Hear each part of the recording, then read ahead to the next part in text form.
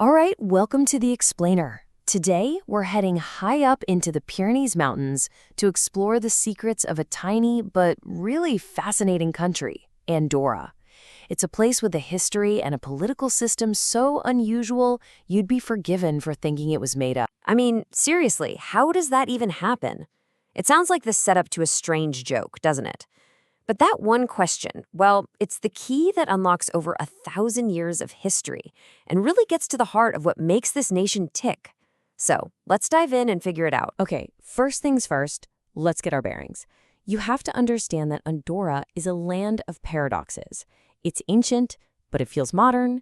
It's super isolated, but it's also surprisingly cosmopolitan.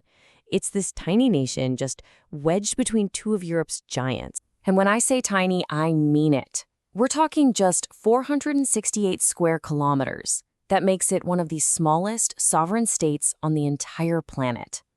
And its location, that dramatic, high-altitude isolation, believe me, that's the key to everything that makes Andorra, well, Andorra. So, what's it actually like to go there today? Let's say you're taking a road trip. The very first thing that's going to hit you is just the sheer scale of the mountains all around you. Just how high up are we, you ask? Well, the capital city, Andorra la Vella, sits at an altitude of 1,023 meters. To put that in perspective, that makes it the highest capital city in all of Europe. You're not just in the mountains, you are literally on top of the Pyrenees. And that sense of isolation, it's not just a feeling, it's a fact of logistics. Think about this. Andorra has no airport. It doesn't have a train station either.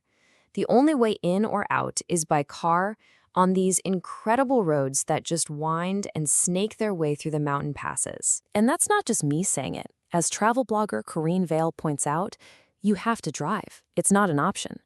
This total reliance on road travel has really shaped its unique character, making it both a destination in its own right and this scenic pass-through between France and Spain. And it turns out, millions of people make that very same journey every single year.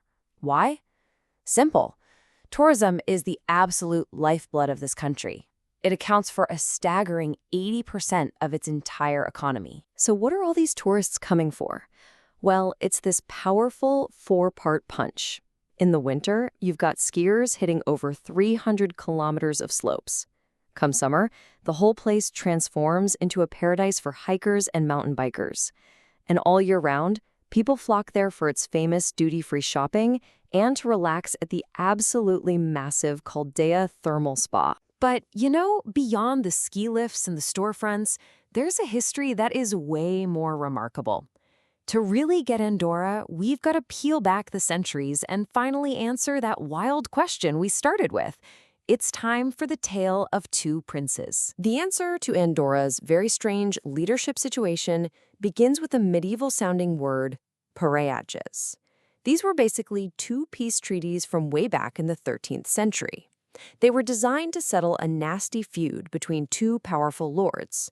But instead of one side winning, they did something radical. They agreed to share power, to have joint sovereignty. And just like that, the co-principality was born. And Andorra's political journey is just incredibly long. It supposedly starts with a legendary founding by Charlemagne way back in 805. Then you have those game-changing treaties in 1278 that locked in its unique structure. Then, in 1419, they formed one of Europe's oldest parliaments.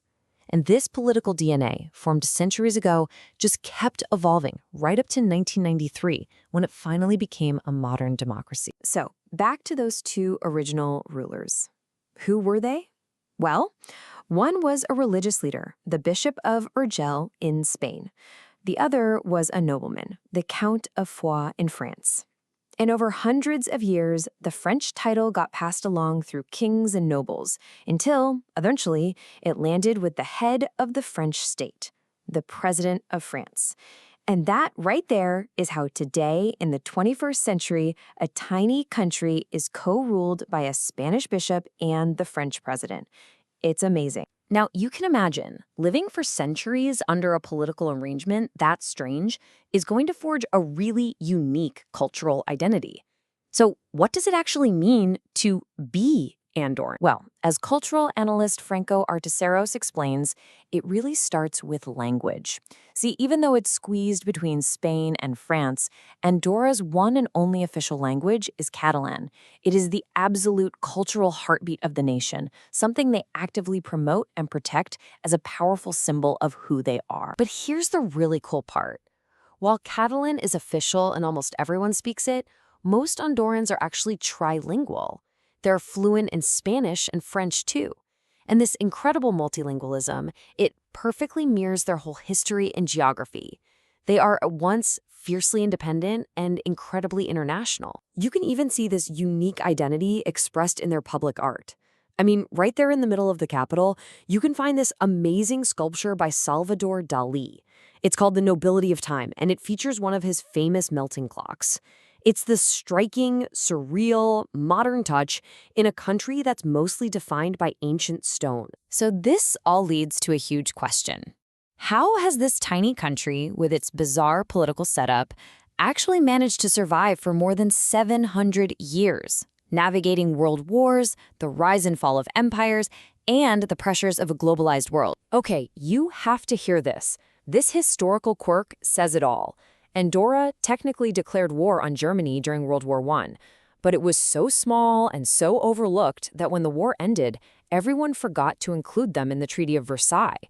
This means that, legally, they were still at war with Germany until 1958, when they finally signed a peace treaty.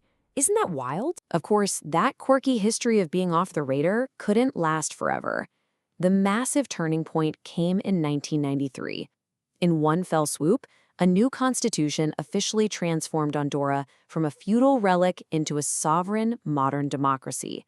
It formally reduced the co-princes' roles to symbolic heads of state, and, this is huge, it paved the way for Andorra to finally join the United Nations as a full member of the international community. So when you really look back on it, you realize Andorra's survival was never just a fluke. It was a masterclass in strategy. It was this perfect blend of staying neutral, playing smart diplomacy between its two giant neighbors, and holding on to an absolutely unshakable sense of cultural pride. Which leaves us with this one last thought to chew on. In a world full of giants, Andorra proves that survival isn't always about size or strength. Maybe its real secret was figuring out how to be a bridge instead of a prize. Finding strength not in building walls, but in its own remarkable, resilient identity. Thanks for joining us on The Explainer.